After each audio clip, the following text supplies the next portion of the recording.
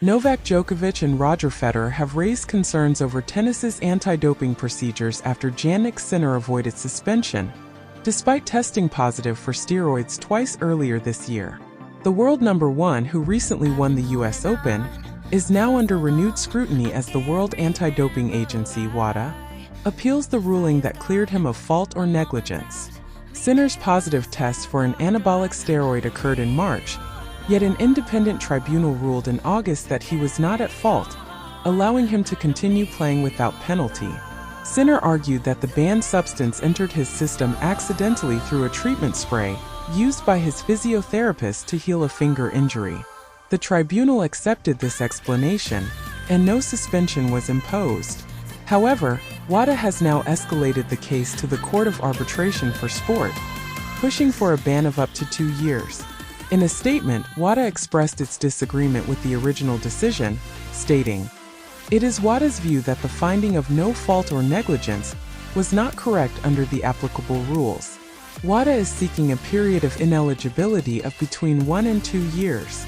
Sinner, currently competing at the China Open, expressed his disappointment with WADA's decision to appeal, saying, "I'm very disappointed and also surprised because we had 3 hearings.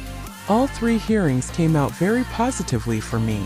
Sinner maintains his innocence and has emphasized that the tribunal found no evidence of intentional doping. The initial ruling has raised eyebrows within the tennis community, with some suggesting that Sinner's high-ranking status may have played a role in the lenient outcome.